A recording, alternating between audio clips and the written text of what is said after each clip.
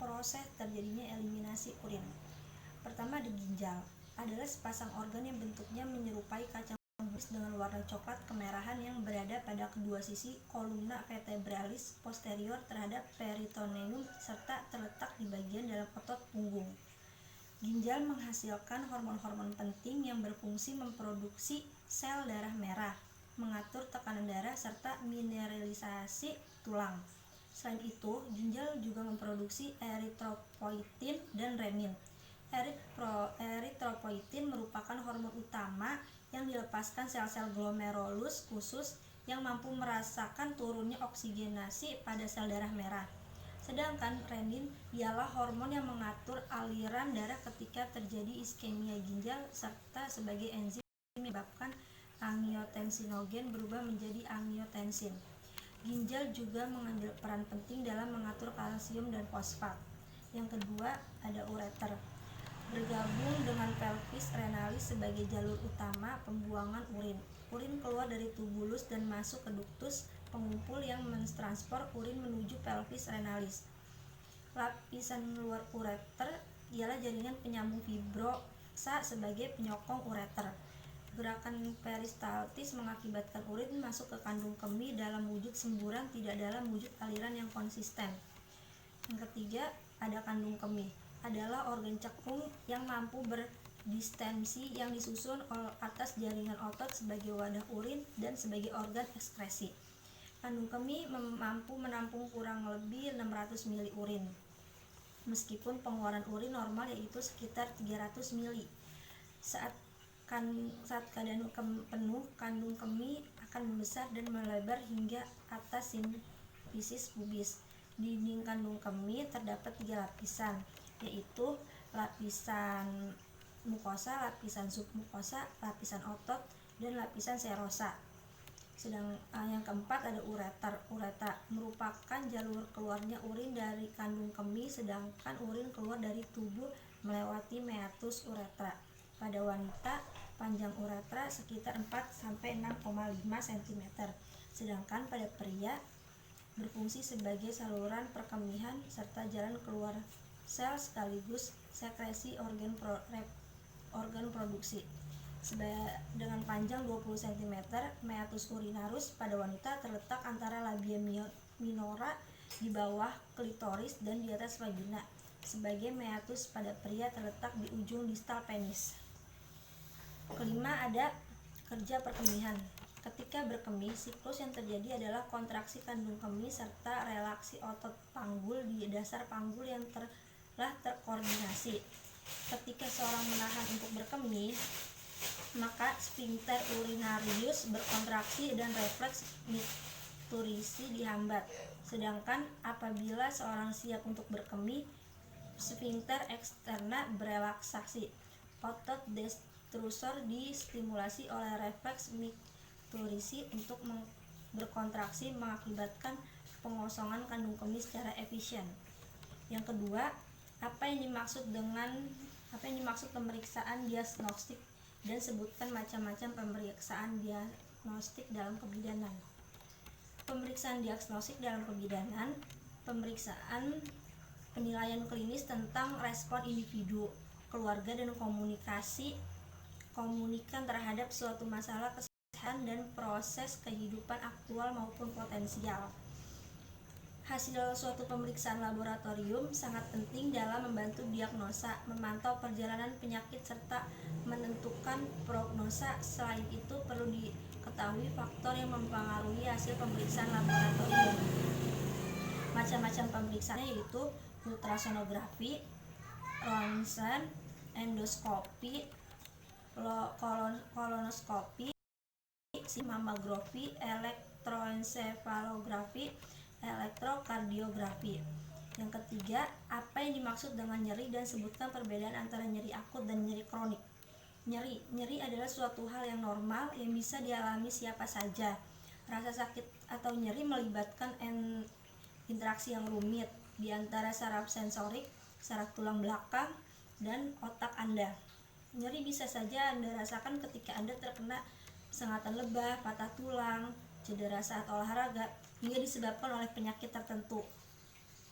Nyeri pertama ada nyeri akut. Nyeri akut adalah rasa nyeri normal yang memperingatkan bahwa Anda telah terluka. Misalnya saat Anda terluka bakar atau ibu jari terpukul palu secara tidak sengaja. Nyeri akut biasanya datang secara tiba-tiba atau mendadak, berlangsung dalam waktu yang relatif singkat. Sedangkan nyeri kronis didefinisikan sebagai keluhan nyeri yang berlangsung selama lebih dari 3-6 bulan, bahkan bisa bertahun-tahun setelah mengalami cedera atau gangguan tertentu. Kondisi ini umumnya memerlukan perawatan medis lebih lanjut. Seseorang yang mengalami nyeri kronis ternyata lebih rentan mengalami depresi dan kecemasan dibandingkan dengan orang yang mengalami nyeri akut.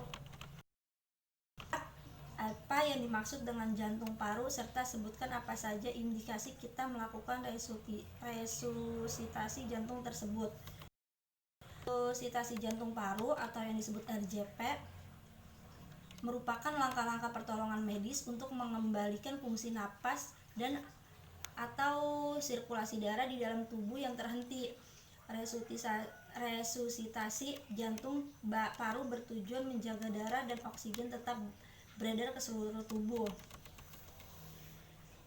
Yang pertama ada henti napas. Henti napas primer dapat disebabkan oleh banyak hal, misalnya seorang stroke, keracunan obat, tenggelam, inhalasi, obstruksi jalan napas oleh benda asing, tersengat listrik, tersambar petir, serangan infrak jantung, radang epiglotis, tercekik, trauma, dan banyak lainnya. Yang kedua ada henti jantung. Henti jantung primer adalah ketidaksanggupan curah jantung untuk memenuhi kebutuhan oksigen, otak, dan organ vital lainnya secara mendadak dan dapat balik normal jika dilakukan tindakan yang tepat atau menyebabkan kematian atau kerusakan otak.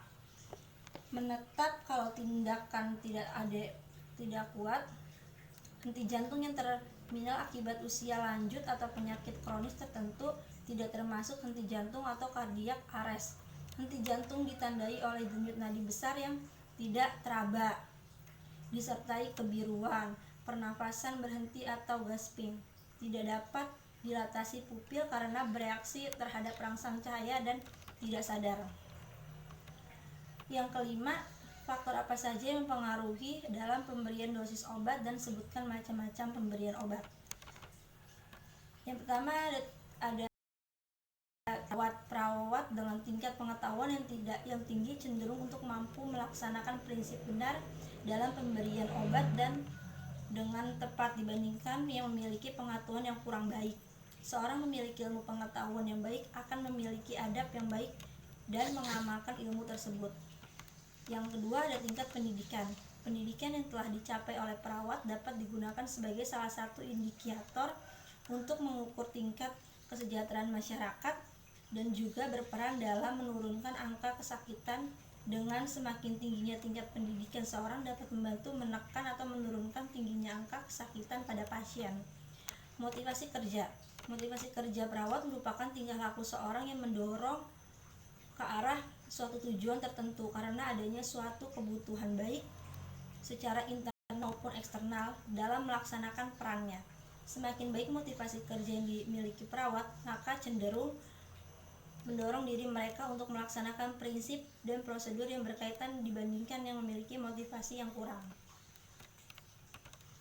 Macam-macam rute pemberian obat: diminum oral, diberikan suntikan ke pembuluh darah atau intravena, ke dalam otot, ke dalam ruang sekitar sumsum tulang belakang, atau di bawah kulit. Yang kedua ditempatkan di bawah lidah atau sublingual atau antara gusi dan pipi. Dimasukkan ke dalam rektum atau vagina, ditempatkan di mata atau telinga, disemprotkan ke hidung dan diserap melalui membran hidung. Terhirup masuk ke dalam melalui mulut atau mulut dan hidung.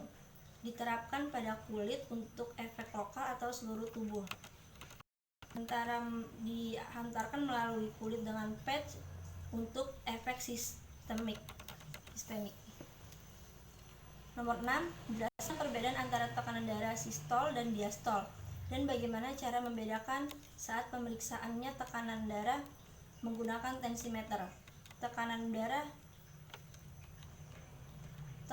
sistolik, tekanan darah pada saat terjadi kontraksi otot jantung. Istilah ini secara khusus digunakan untuk merujuk pada tekanan arterial maksimum saat terjadi kontraksi pada lobus ventrikular kiri dari jantung.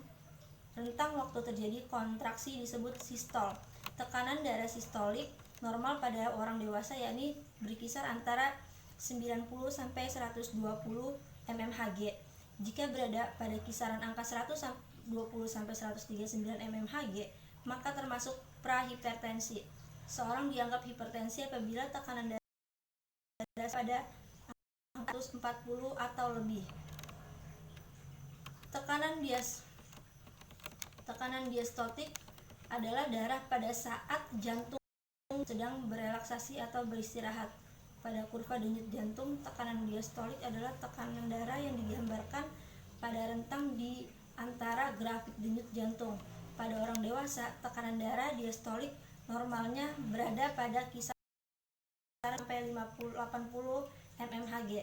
Apabila berkisar pada angka 80 sampai 89, maka masih termasuk normal, namun kurang ideal. Sedangkan jika berada pada angka 90 atau lebih, maka dianggap hipertensi. Nomor 7, sebutkan dan jelaskan sistem organ yang berperan dalam pengaturan kebutuhan cairan dan elektrolit tubuh manusia.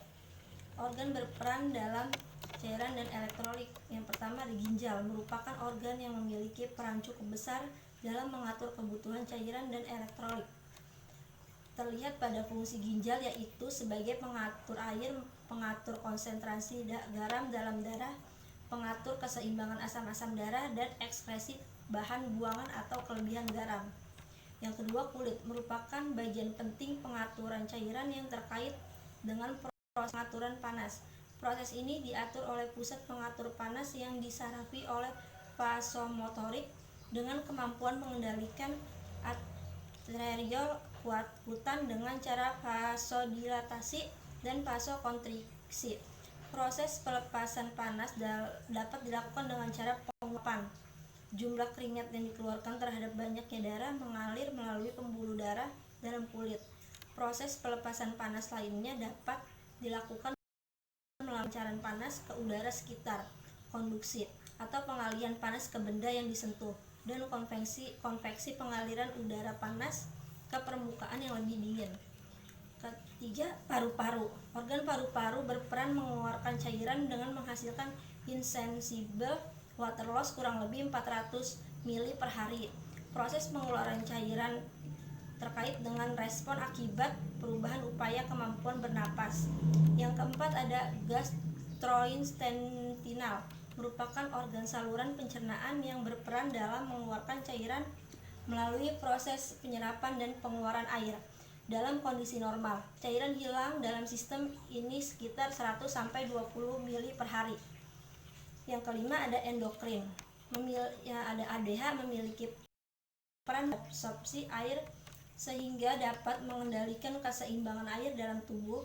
Hormon ini dibentuk oleh hipotalamus di hipofisis posterior yang mensekresi ADH dengan meningkatkan osmolaritas dan menurunkan cairan ekstrasel. Yang kedua itu ada aldosteron, berfungsi sebagai absorpsi natrium yang disekresi oleh kelenjar adrenal di tubulus ginjal. Proses pengeluaran aldosteron ini diatur oleh adanya perubahan konsentrasi kalium, natrium, dan sistem angiotensin renin. Sekian, wassalamualaikum warahmatullahi wabarakatuh.